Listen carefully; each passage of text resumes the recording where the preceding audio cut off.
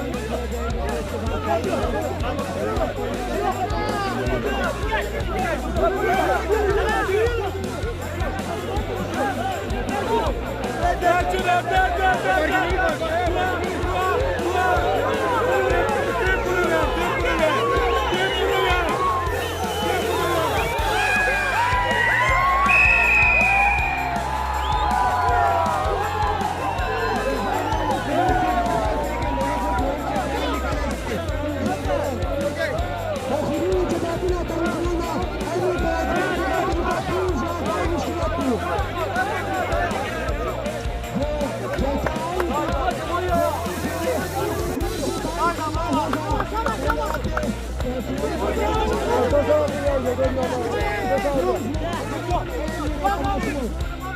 मेरा नाम इरफान अकबर है और मेरा ताल्लुक कस कलाम से।